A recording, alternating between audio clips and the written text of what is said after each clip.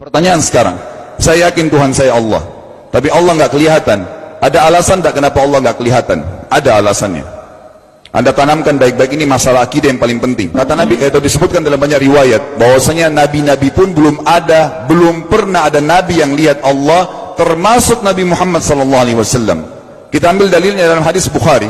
Waktu Nabi SAW pulang dari Isra Mi'raj, jemaah sekalian, Aisyah bertanya radhiyallahu anha, berkata, istri beliau, ya Rasulullah, hal tara rabbak, apakah anda waktu Mi'raj ke langit, terima perintah salat, sempat lihat Tuhan anda enggak? Lihat enggak Allah itu bagaimana?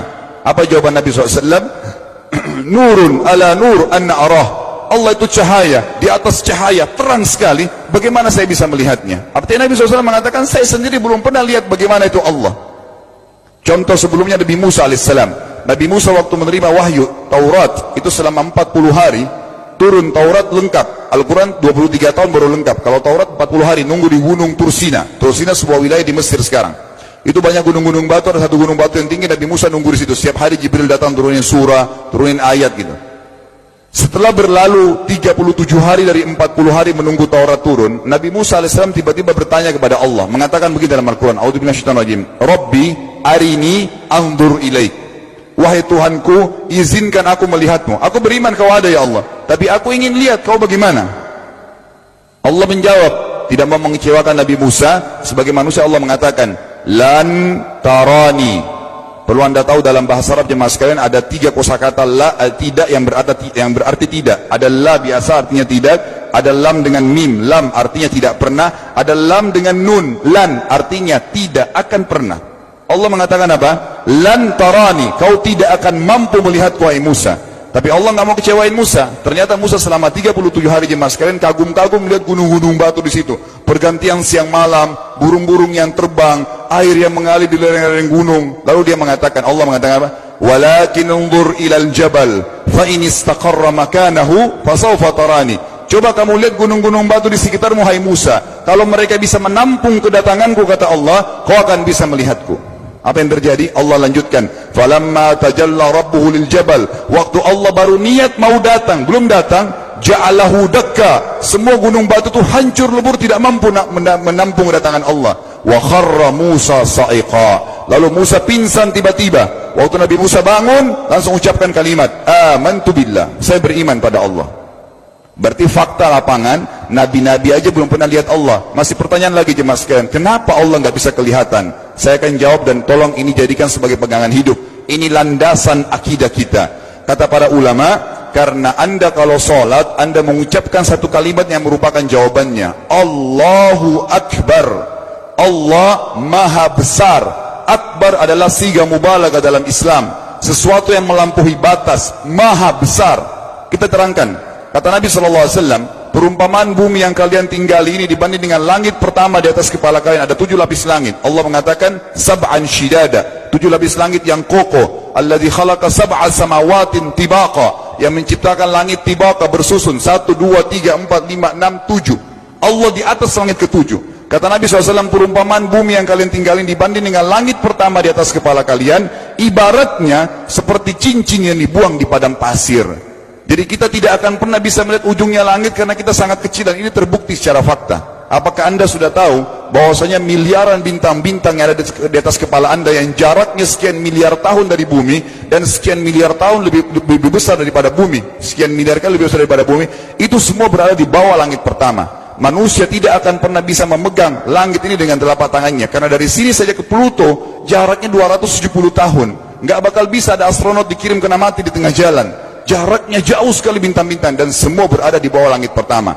Kata Nabi SAW, di atasnya ada langit kedua besarnya, digabung antara bumi sama langit pertama seperti cincin dibuang di padang pasir. Langit ketiga, 2, 1 dan bumi digabung tiga-tiganya, di langit ketiga seperti cincin dibuang di padang pasir, sampai langit ke-7, 5, 6, 4, 3, 2, 1 dan bumi 7 digabung, dibanding langit ke-7 seperti cincin dibuang di padang pasir. Dan langit yang luas ini jemaah sekalian dipenuhi dengan makhluk Allah yang lain namanya malaikat. Dalam hadis Bukhari kata Nabi SAW, waktu saya sedang dimi'rajkan ke langit, tidak ada 4 jari pun ukuran di langit yang luas itu, kecuali saya temukan malaikat yang sedang ruku atau sujud, penuh dengan jumlah mereka. Anda tahu malaikat itu ada namanya nama kelompok, seperti Raqib, Atid itu kelompok. Di bawah Raqib banyak miliaran malaikat, di bawah Atid miliaran malaikat. Sama dengan Munkar Nakir, ada memang nama kelompok. Makanya kalau manusia 5 miliar, rakib atidnya 10 miliar. Rakib atidnya 10 miliar. Lalu kata Nabi SAW, di atas langit ketujuh ada Sidratil Muntaha. Besarnya digabung antara 7 lapis langit dan bumi. 8 hanya seperti cincin di bawah di padang pasir. Di atas Sidratil Muntaha ada sebuah lautan yang Allah ciptakan. Lautan itu besarnya digabung antara Sidratil Muntaha, 7 lapis langit dan bumi. 9-9-nya seperti cincin dibuang di padang pasir. Makanya kalau anda baca Quran, anda baca ayat wa kana arsyu 'alal ma', singgasana Allah di atas air. Ini maknanya, air adalah ada lautan. Lalu kata Nabi SAW, arsy-nya Allah di atas lautan itu singgasananya Allah. Besarnya digabung antara lautan, Sidratul Muntaha, 7 lapis langit dan bumi. 10-10-nya hanya seperti cincin dibuang di padang pasir. Anda sudah hafal ayat kursi? Apa artinya? Ayat tanda-tanda kebesaran Allah. Kursi itu artinya bukan tempat duduk, tapi tempat pijakan kaki raja di singgasana. Kalau raja ingin naik singgasananya di pijakan kaki, itu namanya kursi. Kita baca apa? Wasi'a kursiyuhu as-samawati wal ard. Pijakan kakinya Allah saja sudah menutupi seluruh langit dan bumi ini. Jadi kita mustahil bisa melihat Allah karena besarnya Allah Azza wa Jal. Tinggal kita tutup jemaah sekalian. Kira-kira, lalu bagaimana saya berhubungan dengan Allah? Jawabannya sederhana. Anda lingkari namanya Allah, ini Tuhan kita. Yang menyembah selain Allah kafir, yang mempartisipasikan Allah dengan makhluknya, masih sembah berhala, kuburan, jimat, namanya syirik. Dua-dua nggak boleh. Untuk berhubungan dengan Allah yang tidak kelihatan dengan mata kita ini, tapi kita bisa rasakan keberadaannya, cuman satu cara. Di bawahnya lingkarin ibadah, sholat, puasa, zakat, haji, takziah, ziarah kubur. Semua ini adalah rangkaian ibadah untuk berhubungan dengan Allah. Semua ibadah ini jemaah sekalian harus seperti yang Allah mau, bukan yang anda mau. Ini penting. Karena kalau tidak seperti yang Allah mau, Allah tidak terima. Bagaimana caranya supaya bisa seperti yang Allah mau? Ikuti buku pedomannya. Ada Al-Quran, ada Sunnah. Yang beribadah keluar dari 2 pedoman wahyu ini tidak akan diterima oleh Allah. Seperti anda kalau kerja di perusahaan, pimpinan perusahaan kasih peraturan, Senin pakai baju kuning, Selasa baju hijau, Rabu pakai baju hitam. Datang jam 7, keluar jam 5 sore. Ternyata anda tidak. Hari Senin anda pakai baju yang hari Rabu, datangnya jam 9, keluar jam 2 siang. Dikeluarkan oleh pimpinan atasannya. Itu baru peraturan manusia. Bagaimana dengan peraturan Allah Azza wa Jal?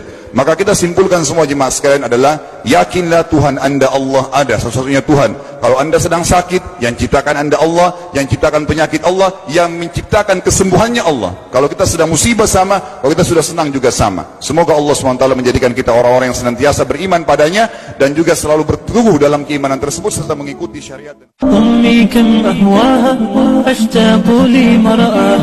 وأحن لي ألقاها وأقبل يمناها